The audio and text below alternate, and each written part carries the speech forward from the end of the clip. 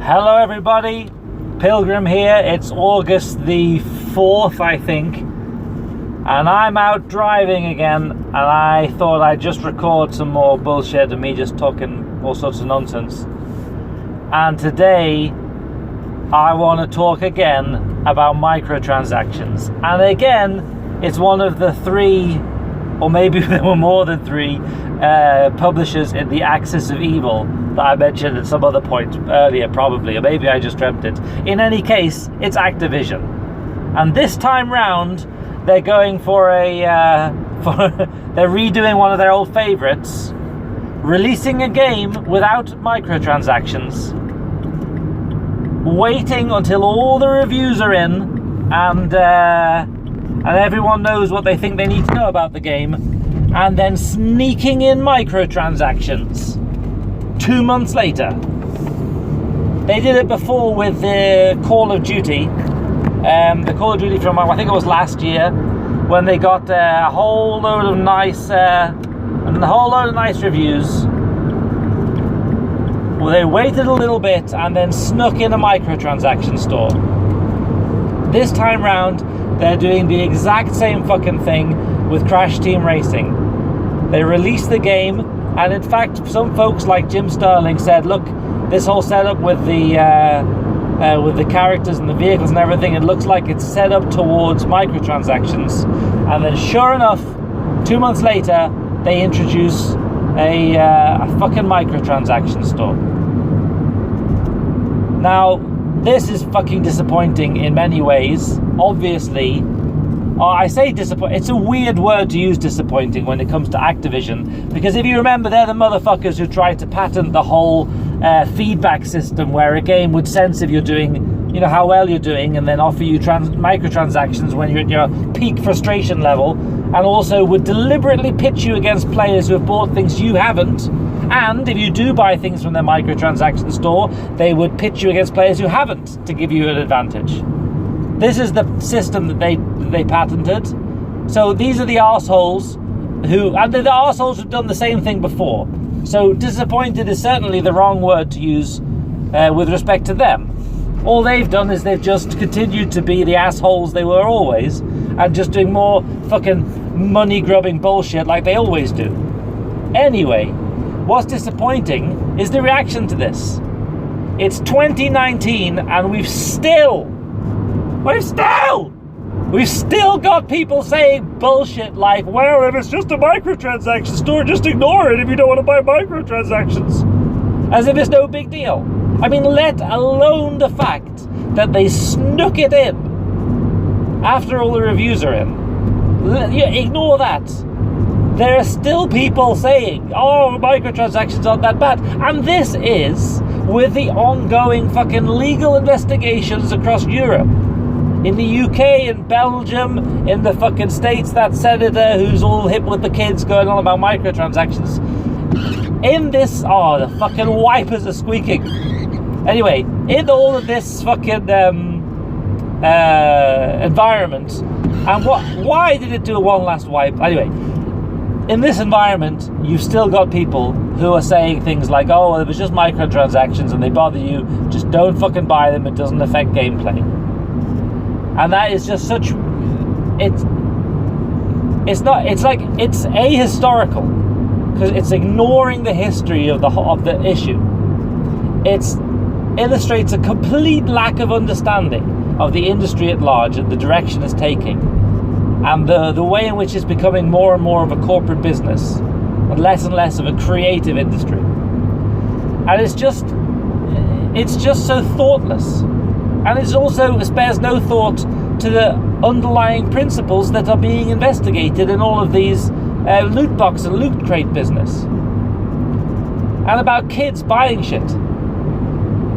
The discussion we should be having is, why is it that everyone's throwing in these motherfucking stores to buy cosmetics? Now, I'm not saying Fortnite was first with this, marketing to fucking kids, but I've made my views clear on this before, that Epic are a bunch of sanctimonious hypocrites arseholing their way through the industry as well. Oh, I'm not going to get started on Epic in general, but I will say that it seems to me obvious that companies like Activision Activision, like fucking Activision, can't even say their name right. The companies like Activision have been sneering and looking over at fucking Epic and thinking, well, they're making a shitload of money just selling cosmetics. Can't we do that? So all the games are doing that now. But the thing that's so sinister, that's this, the particular kind of arseholishness that this represents, is waiting until the reviews are in and then adding into a feature afterwards. I mean, it's like, it's one thing to make a big change. I mean, the argument is, well, it's not a big change because it doesn't affect the gameplay or the mechanics. It's not like they added a patch which completely changed anything, you know? And in general, that general point illustrates an important question in games journalism, I feel, which is that reviews are reviewed once on the game's release and then they're ignored forevermore. So you get these weird instances of games like No Man's Sky, which released into this like really messy state, and there were loads of messy reviews.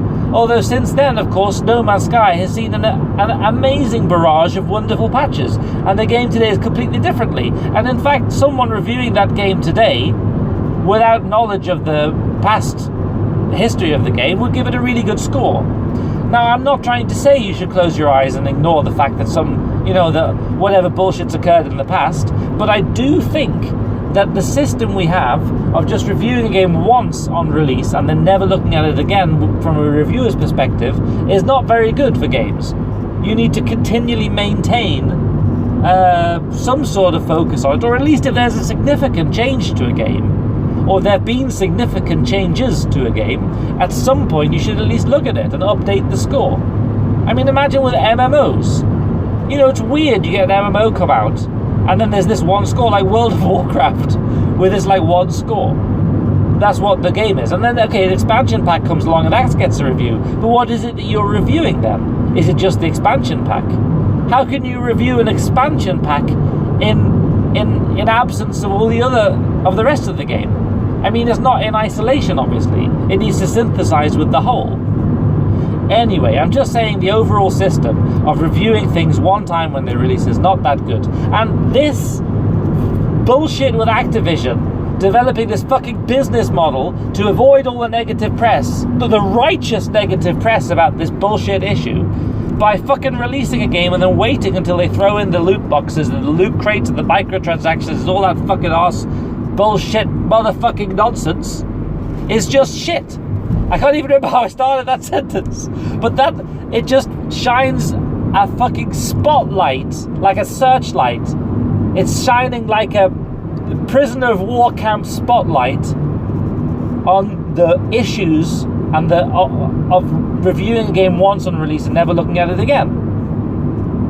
And this is what I mean. There's this strong sense of some parts of the gaming community that, well, yes, if it was a gameplay change they'd made, then it would warrant a new review and it would be a big deal. But now they've just added a store, it's no big deal. But the whole point, one of the most central issues of the gaming industry today is how should we relate to monetization? And a lot of gaming reviews are informed by that. In fact, consider Valve's collectible card game. What was it called? Artifact. Now, Artifact didn't receive very good reviews. Why didn't it receive very good reviews? Well, that's a good question. If you look at all the reviews it did receive, they said things like, well, the gameplay is very interesting, the cards are very balanced, it's a very deep mechanics, it's a very promising concept. But they all ended with, but the gameplay is fundamentally stunted by the aggressive monetization policies. So clearly the review was informed by the monetization. And I don't want to hear some bullshit about, well, it's just cosmetics, you know, because the whole point of contemporary discourse on this very issue is that even cosmetic microtransactions may be a negative. And they may be a negative not only philosophically or ethically, as is currently the state, but it may in fact soon turn out to be the case that they're a legal negative, or that they imply some sort of requirement for further analysis or review of games. So they get some kind of a sticker saying, yeah, this game includes microtransactions, or whatever they ultimately end up doing. But the point is that it certainly affects people's opinions on a game. It in fact it affects people's views on a game, i.e. it's going to affect their reviews of a game. So obviously this is a deliberate move from Activision to try and circumvent negative publicity by sneaking in this bullshit afterwards. And it's a load of bollocks. Man, why? I can't even. I'm just white girling here. I can't even. It's just such bullshit, man. Anyway, I forgot where I was I've completely forgotten where I'm going with this bullshit. I don't know. It's just so disheartening that there can still be, in 2019, people who don't think that monetization of video gaming is an issue. It's just, I don't get it. I don't know how I'm gonna have to write. I think I'm gonna have to write like an article or like a fucking treatise or fucking meditation on this bullshit. Meditation's good because it sounds more zen, even though it's just going to be the same fucking rant. But the point is that the general underlying problem here is where the industry is going and which interests are being served. And microtransaction stores are not good for gamers in any way. You know, it obviously affects the game if a developer knows, well, you can unlock this hat by playing 5 matches. Okay, now they introduce, well, you can also unlock this hat by paying $2. Well, now it's in their financial interest to say, well, okay, now you unlock it by playing 10 matches because they want to motivate people to use money instead of gameplay to unlock things. It also, it changes the way that we relate to games, the concept of games and money and the relationship between money and games. You know, these financing models matter. They matter in how games are structured and hence how they play and how we relate to them. This shit matters. Anyway, I've run out of time for this rant, so I'm gonna have to talk about this more some other time. But that's the end. Bye. Bye.